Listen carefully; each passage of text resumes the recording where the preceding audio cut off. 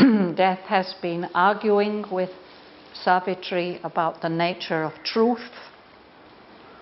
And finally he says, if truth is with you, if truth is dwelling within thy mortal heart, show me the body of the living truth, or draw for me the outline of her face, that I too may obey her and worship her. Then will I give thee back thy Shraddhavan. But here on earth are only facts and steel-bound law. This truth I know, that Shraddhavan is dead, and even thy sweetness cannot lure him back. No magic truth can bring the dead to life. So then he says, leave then thy dead, O Savitri, and live. Go back to earth and live. So how will Savitri answer? Death has challenged Savitri to show him the truth. He says, if you can show me the truth, then I will give you back your Shraddhavan. The woman answered to the mighty shade, and as she spoke, mortality disappeared. Her goddess self grew visible in her eyes. Light came, a dream of heaven, into her face. O death, thou too art God, and yet not he, but only his own black shadow on his path, as leaving the night he takes the upward way and drags with him its clinging inconscient force. Of God unconscious, thou art the dark head. Of his ignorance, thou art the impenitent sign. Of its vast, tenebrous womb, the natural child. On his immortality, the sinister bar. All contraries are aspects of God's face. The many are the innumerable one. The one carries the multitude in his breast. He is the impersonal, inscrutable soul. He is the one infinite person seeing his world. The silence bears the eternal's great dumb seal. His light inspires the eternal word. He is the immobile's deep and deathless hush. Its white and signless, blank, negating calm. Yet stands the Creator Self, the Almighty Lord, and watches his will done by the forms of gods, and the desire that goads half-conscious man, and the reluctant and unseeing night. These wide divine extremes, these inverse powers, are the right and left side of the body of God. Existence balanced twixt two mighty arms confronts the mind with unsolved abysms of thought. Darkness below, a fathomless light above. In light are joined, but sundered by severing mind. Stand face to face, opposite, inseparable. Two contraries needed for his great world task. Two poles whose currents wake the immense world force. In the stupendous secrecy of his self, above the world, brooding with equal wings, he is both in one, beginningless, without end. Transcending both, he enters the absolute. His being is a mystery beyond mind. His ways bewilder mortal ignorance. The finite, in its little sections parked, amazed, credits not God's audacity, who dares to be the unimagined all and see and act as might one infinite.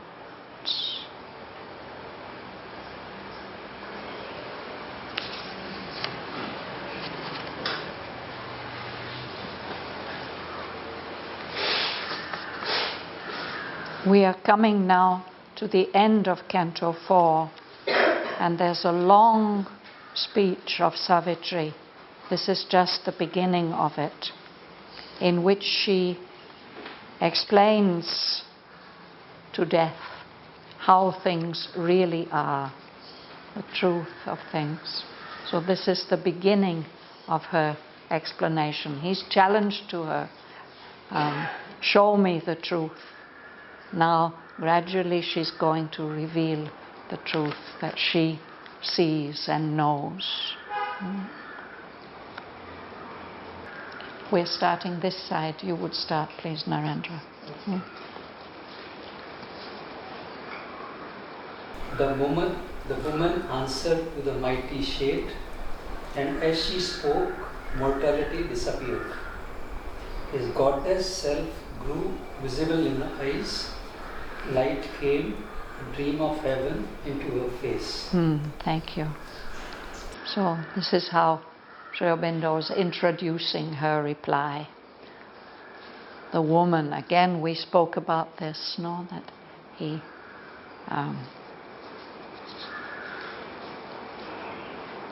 she's a woman, she's a human being, but he gives her a capital W.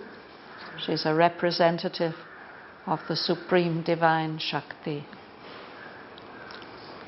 And she's answering this mighty, this powerful shadow. He's a shadow only, a shade. And as she spoke, her mortality, her human self disappears. She reveals her goddess self. Her goddess self grew visible in her eyes, and light came, a dream of heaven, into her face. Her appearance changes. She shows something of her true and higher self. O Death, thou too art God, and yet not here. but only his own black shadow in his path. As leaving the night, he takes the upward way and drags with him its clinging unconscious force. This is interesting, no?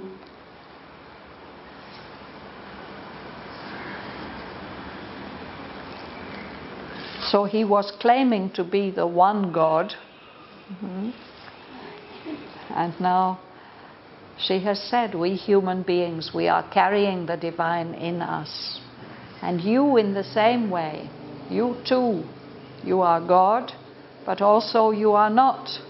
You are not the whole and entire God. You are a shadow of him, his own black shadow on his path. As leaving the night, he takes the upward way. As if God too is evolving in the world.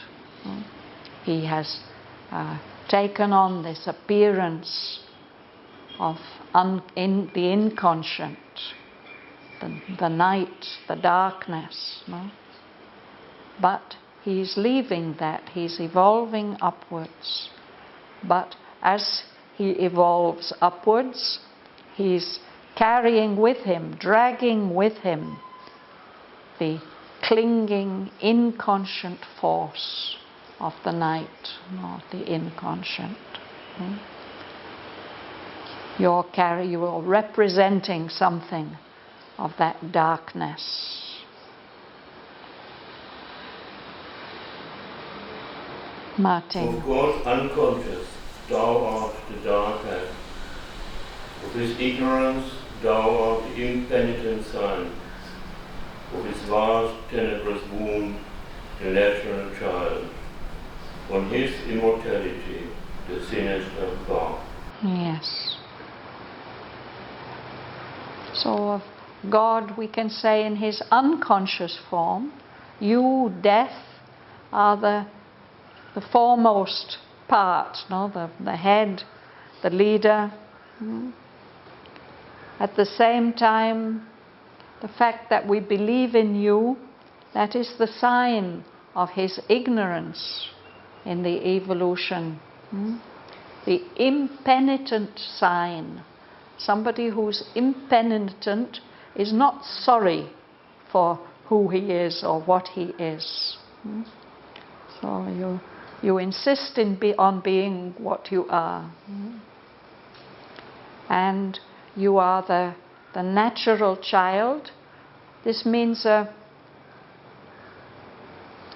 child who's born out of marriage, an illegitimate child, of the vast womb of shadows, the shadowy womb of that night. You're born from that, from those shadows. And then she says, on his immortality, on God's immortality, you, death, are the sinister bar. Sometimes Sri Aurobindo uses imagery and vocabulary from the art of heraldry. In the Middle Ages, when we had the feudal system in Europe, all those kings and nobles and families, they had their symbols, their signs.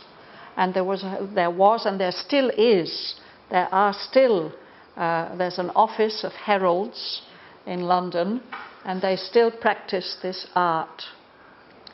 And in the science of, or the art of heraldry, if there's a black bar across part of the symbol, that shows that the person who has that as his badge, he is an illegitimate child.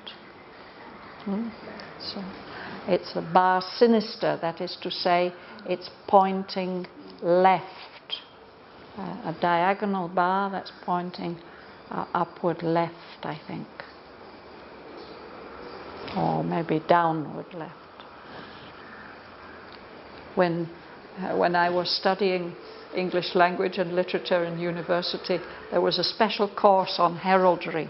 One of our professors was tremendously keen on that topic, and he explained many things to us. So I don't remember exactly which way the bar is. It shows that there's something not quite straightforward. He belongs to this family.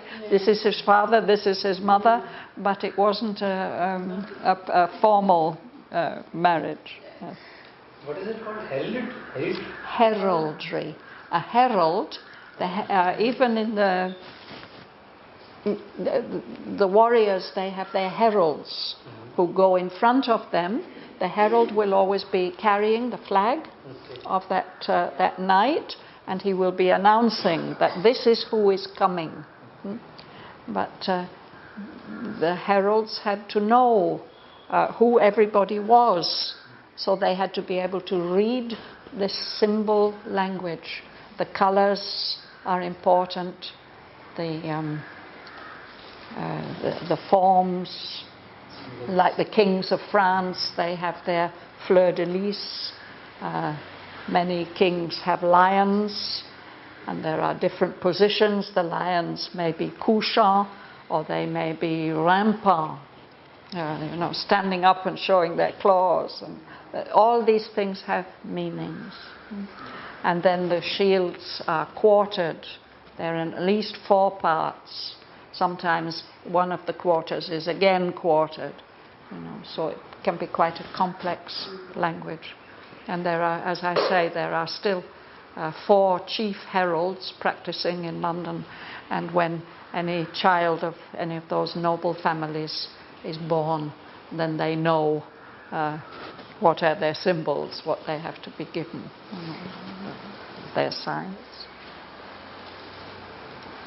So, but here Sri Aurobindo is alluding to this science, as he does in several places in the poem. So you are like a kind of black spot on God's way of expressing himself. But then she starts to really explain things, Mihong. All contraries are aspects of God's face. The many are the innumerable one.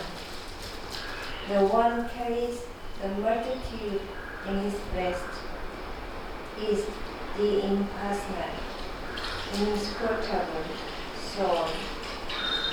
He is the one infinite person, saying his word. The silence bears the eternal's great dumb seal. His light inspires the eternal word. Let's pause there. It's a long sentence. All contraries, all opposites, things that seem to contradict each other, they are all aspects of God's face.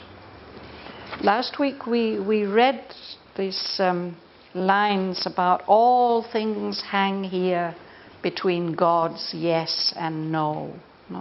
And there was the picture of the 2 consort stars looking in opposite directions, and the white head and black tail of the mystic drake. All these contradictions. And here she's saying these are not really irreconcilable contradictions. These are different aspects of God's face. And here she's going to give examples. The one and the many. God is both. He is the one and the many. All of us are also the one in his innumerable form, his uncountable form. There are so many of us. And the one is always carrying that multitude, that many, in his breast.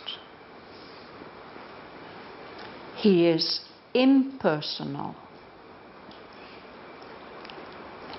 inscrutable, alone. So Soul means alone. Inscrutable means we cannot read him, we can't understand him.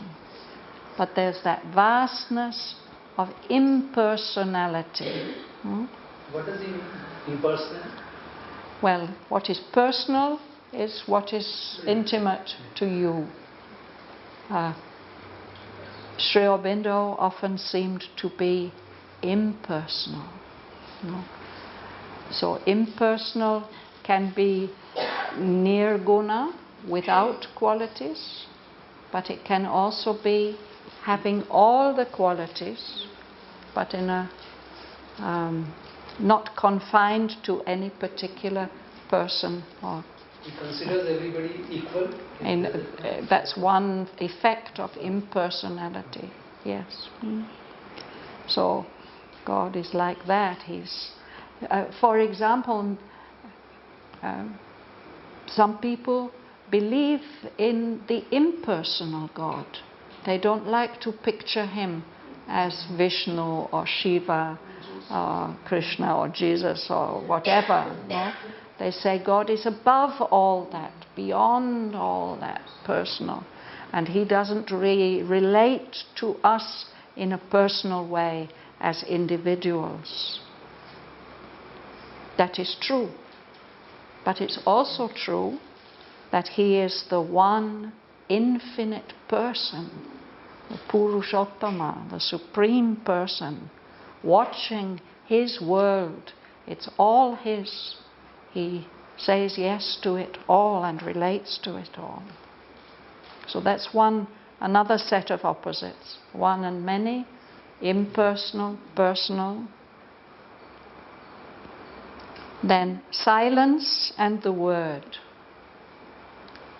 Sri Aurobindo has written a beautiful poem called Beyond the Silence. So he is the silence, beyond everything. But out of that silence, he inspires the eternal word, the word of creation, which gives rise to ideas and beings and happenings and forces. The silence, yes, that silence, it is as if it's been sealed. It's got the mark of the eternal on it, like we put our rubber stamp. Nowadays, we used to have beautiful seals. Now we have rubber stamps. But his light, his consciousness inspires the eternal word. Then he is the immobiles, the immobile that doesn't move. He's that deep, deathless hush of the unmoving, forever unmoving and unchanging. And so we can perceive him as a white blank without any sign, which negates all these appearances, denies and says no to them, makes them seem like illusions, that great calm. But at the same time, he is the Creator Self, the Almighty Lord. I've gone ahead again. Huh? Yeah. Okay. So, who is next to read? Sarojini, you please read. From He is the Immobiles. He is the immobile's deep and deathless hush. Its white and signless blank, negating calm. Its turn the Creator Self, the Almighty Lord, and watches His will done by the forms of gods. And the desire that God's help conscious man and the relation to the sun and unseen night. Yes. Mm. So he's the immobile. Mm. He's the calm that seems to say no to all activity. Mm. But at the same time, he is the creator who has given rise to all this out of himself. And that Almighty Lord, he's watching how the forms of gods, the universal powers, the cosmic powers, carry out his will. He watches his will done by the forms of gods. He also watches the way that we half-conscious beings are poked on our way by desire.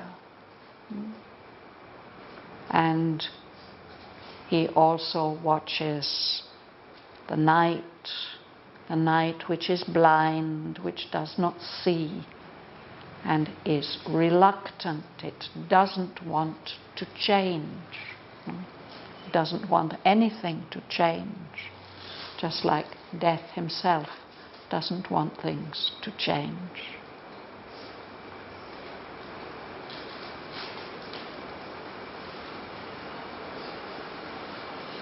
Is it clear? Anybody wants to ask anything? I like the way creator self, this word is used often. The self. Yes. The one self of all, of everything. All these small selves are part of one great self. And because we are part of the one great self, by finding ourselves, we can come into contact with that one true self.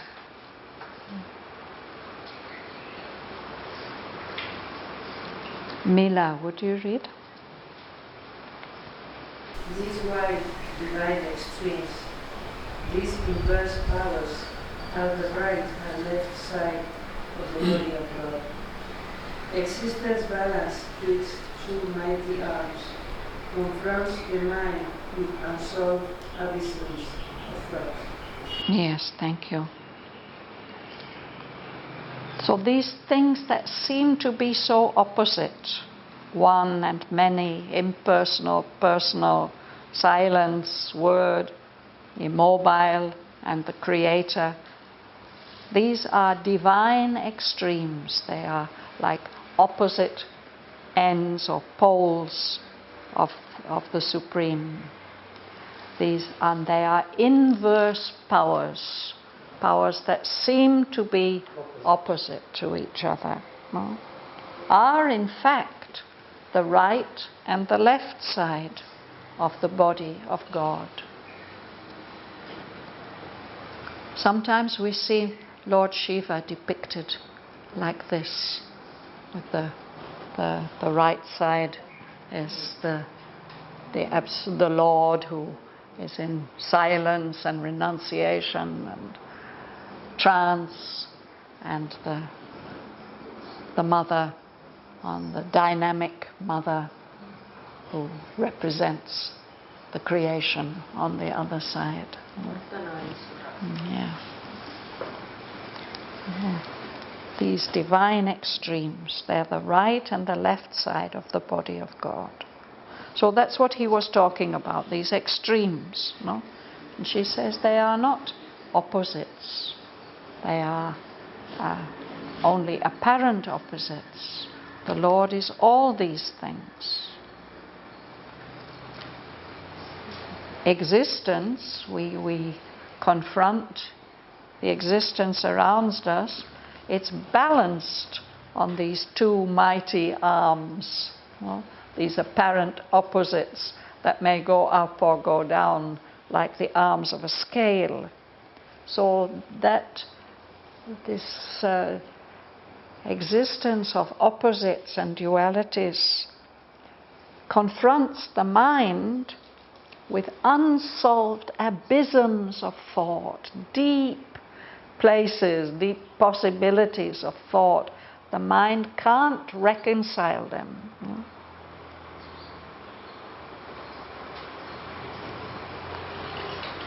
Elena.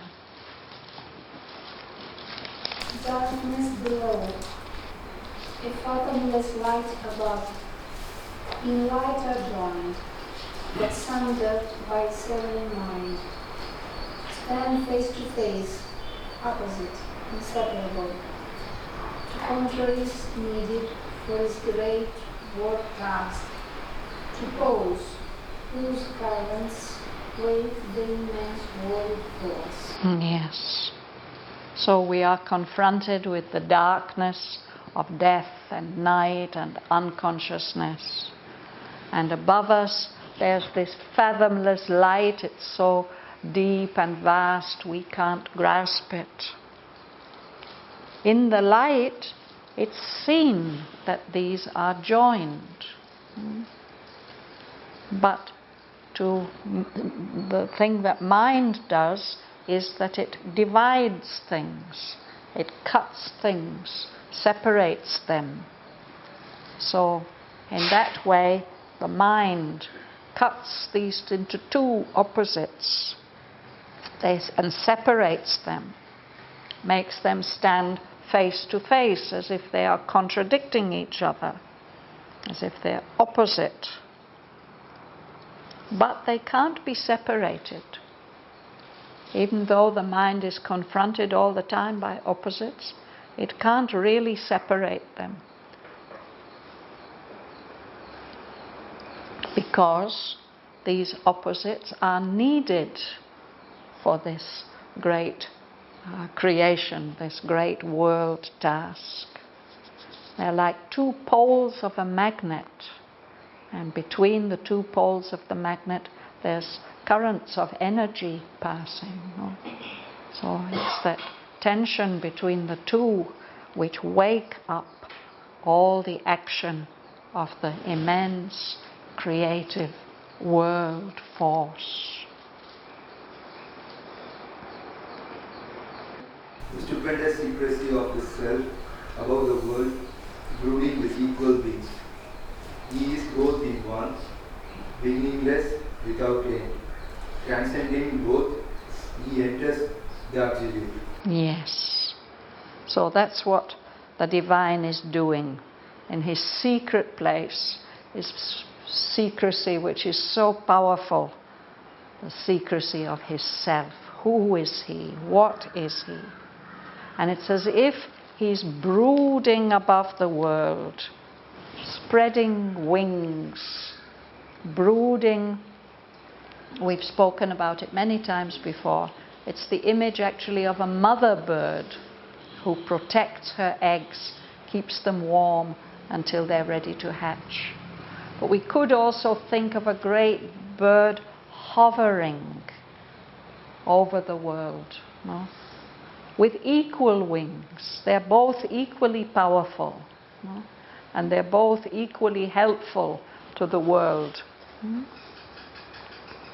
He, the one, is both in one, and he has no beginning and no end. But he also goes beyond both beginning and end and all the forms of the world. Transcending both, he enters the absolute, which is limitless. Now, Kamala. His being is illusory, behind mind. His ways bewilder, mortal ignorance.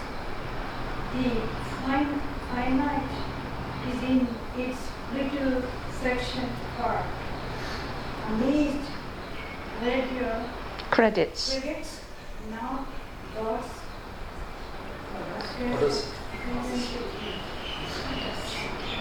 who dares to be though unamazing all, and see and act as a might of one infinite. Yes. So So to us, we limited human beings, the divine is a mystery that our minds can't grasp. And the ways that he acts in the world, they just puzzle us. We can't make sense of them. We try, but our mortal ignorance, we can't make sense of the ways of the divine. Because we are finite, we are limited, and we are parked, we are fixed in our little sections, in our little divisions, each of us. So we are amazed. Amazed also in the sense of being not only astonished, but puzzled. We can't believe, human beings can't believe that God can be so daring, that he can dare to be this, all this, and see all this, and act in the universe as one who is infinite, beyond all limits. I'd like to discuss something. Yes. Like he said, there are two wings, equal, negative and positive, light and darkness. Or personal and impersonal. Yeah, no, I'm talking of like positive and negative. Does it mean that they'll remain equal? We try to be more right and good to be more. Will that not happen? Does it will always be fighting and equal? No, I don't think that's what it means. Yeah, in general, Yes. In the evolution, this balance will change.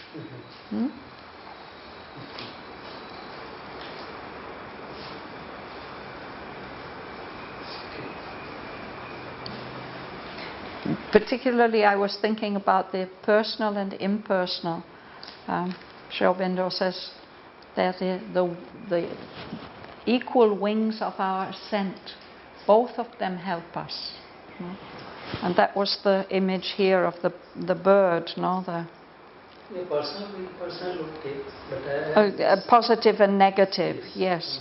But positive and negative again is a conception of us finite beings, no? We say, oh, it's good or it's bad or it's true or it's false. But even in the wider sense, she's always saying, or Aurobindo is always saying, that they're equal. I mean, the right and the wrong, or right, black and the white, and positive and negative. Yes, they are. They're in a way equally powerful, no? And they can't be separated. But that's only as long as we are confined to this limited view of mind. Otherwise, in his view, it's not like that. Yes, for sure. Yes, the next line tells it all. Joel. Against human reason, this is his offense, being known to be forever unknowable, to be all and yet transcend the mystic whole, absolute, to lodge in a relative world of time, eternal and all-knowing, to suffer birth, omnipotent, to sport with chance and fate, spirit, yet to be matter and the void, illimitable, beyond form or name, to dwell within a body, one and supreme, to be animal and human and divine, a still deep sea, he laughs in rolling waves, universal, is all, transcendent, none. Yes.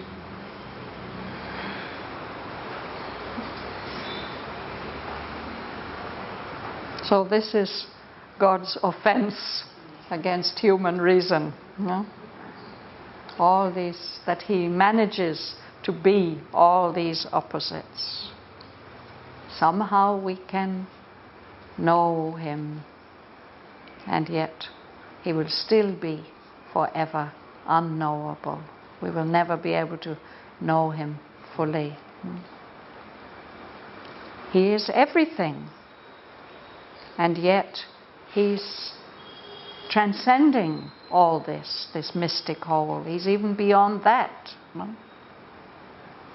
He's absolute.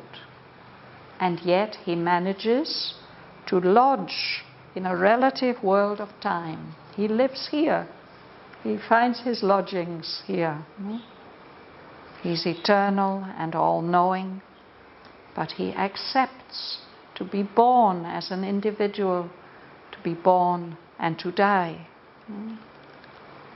He's all-powerful, but in the world he plays this game of chance and fate, two opposite words for what is perhaps the same thing.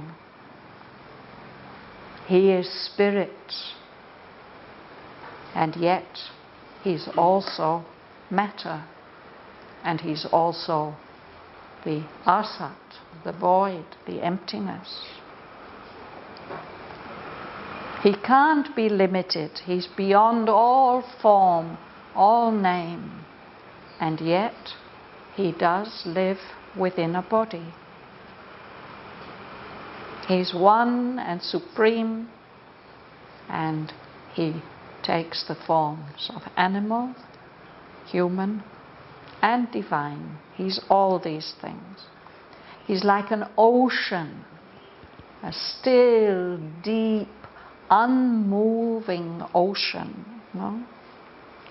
But he also laughs in rolling waves of force. In his universal form, he's all this. But in his transcendent form, he isn't limited by anything.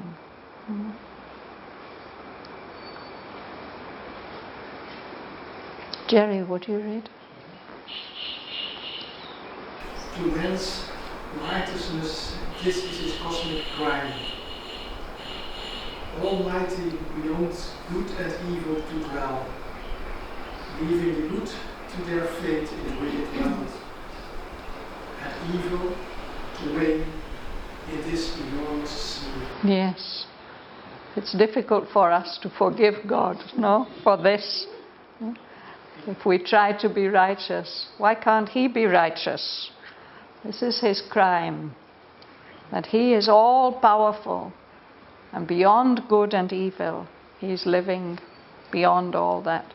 And he leaves us here, good people, and we have to suffer in this wicked world, and he doesn't do anything about it. He allows evil to reign in this enormous scene. We cannot get our heads around this. So Sri Aurobindo's had to write 2 whole chapters in the Life Divine to help us to understand this paradox, this contradiction. How can this be? If God is good, how can he allow all this evil in the world? All opposition, scenes and strife and chance and aimless labor with but scanty sense, to eyes that see apart and miss the whole. The surface men scan, the depths refuse their search. A hybrid mystery challenges the view, or a discouraging, sordid miracle. Yet, in the exact inconscience stuff conceit, the casual error of the world's ignorance, a plan, a hidden intelligence is glimpsed. Yes, thank you. So to our eyes, to our finite eyes and understanding, the world seems to be made up of oppositions, strife, struggle, fighting, and chance, unpredictability. And there seems to be so much effort, so much expenditure of energy without any purpose. It doesn't seem to have much meaning. Scanty means not enough. That's how it appears to eyes that just see a part.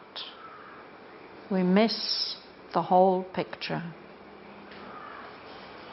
We scan, we look casually over the surfaces of things.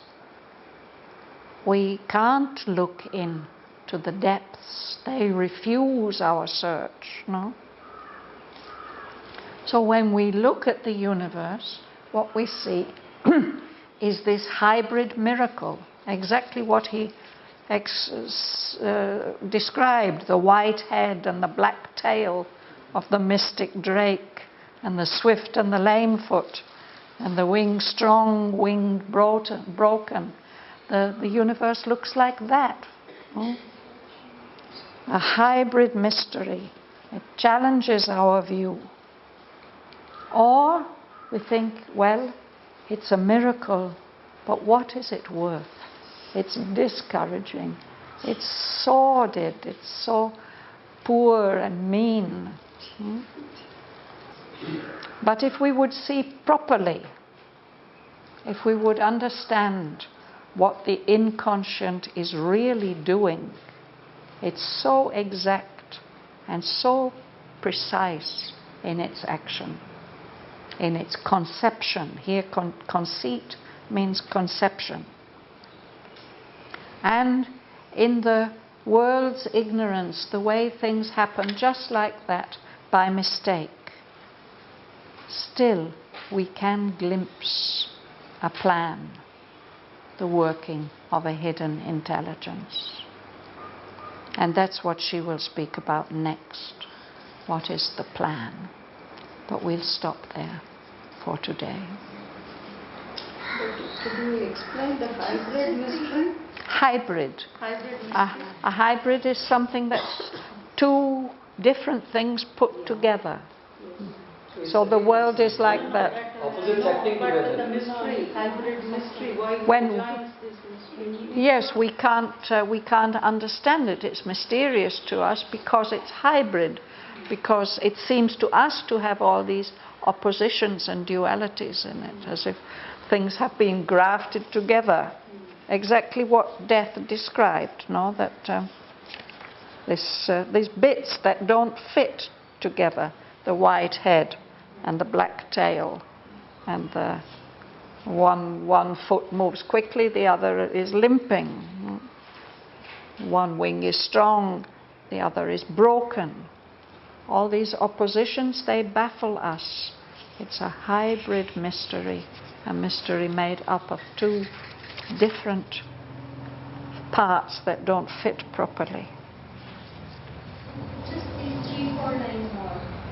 You want to read 3-4 lines more? Then it is Bärbel's turn to read. There is a purpose. There is a purpose in each stumbling fall, nature's most careless lolling the coast, preparing some forward step from deep beside. Yes. Yes. She looks as if she's just fallen casually into this position, but it's actually preparing a next move forward, some forward leap, step, some deep result. And for us, we can remember that in each stumble and fall, each mistake we make, everything, that each defeat, when we feel so bad, so disappointed with ourselves and the world, each of these failures has a purpose. It's preparing something more. This is a matter of faith. If we can believe what Savitri says, it will help us.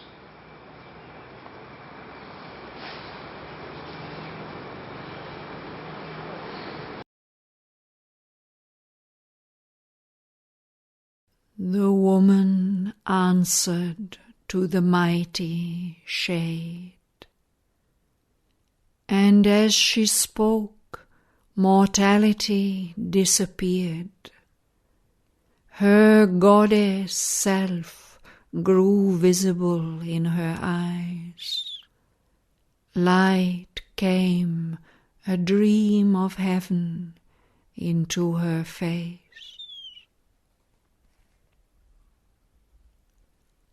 O death, Thou too art God, and yet not He, but only His own black shadow on His path, as leaving the night He takes the upward way, and drags with Him its clinging inconscient force.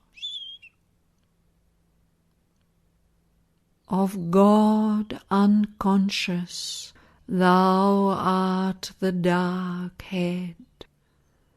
Of His ignorance, Thou art the impenitent sign.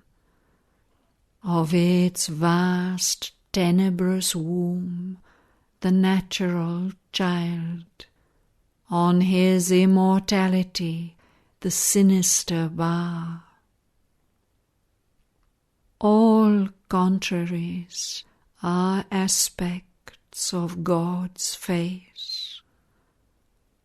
The many are the innumerable one. The one carries the multitude in His breast. He is the impersonal, inscrutable soul. He is the one infinite person seeing His world.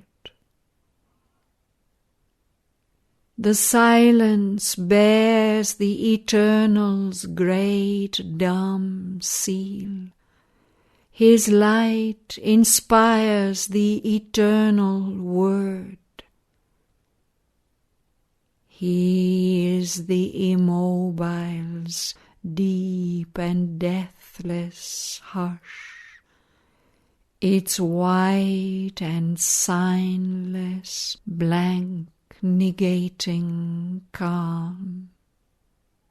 Yet stands the Creator Self, the Almighty Lord, and watches His will done by the forms of gods, and the desire that goads half-conscious man, and the reluctant and unseeing night.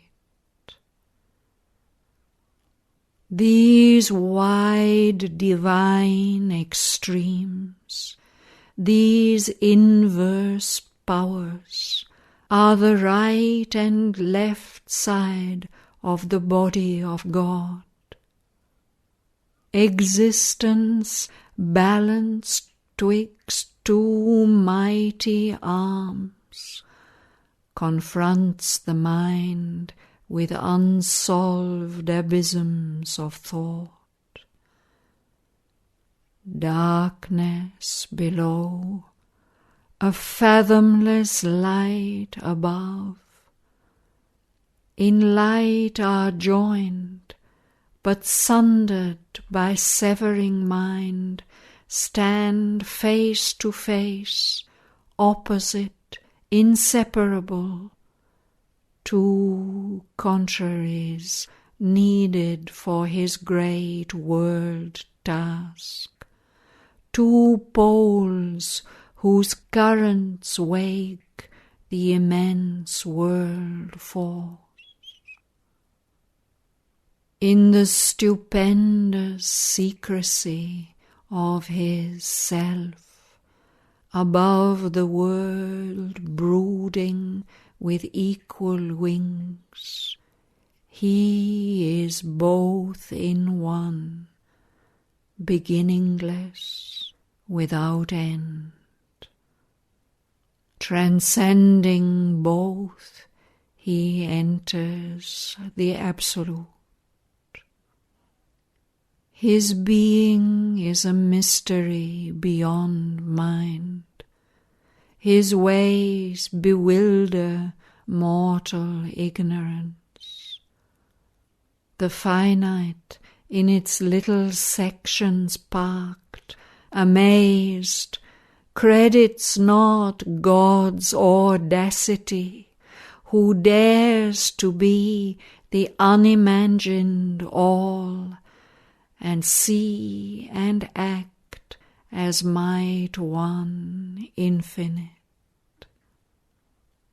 Against human reason this is his offence, being known to be forever unknowable, to be all and yet transcend the mystic whole, absolute, to lodge in a relative world of time, eternal and all-knowing, to suffer birth, omnipotent, to sport with chance and fate, spirit, yet to be matter and the void, illimitable, beyond form or name, to dwell within a body, one and supreme, to be animal and human and divine.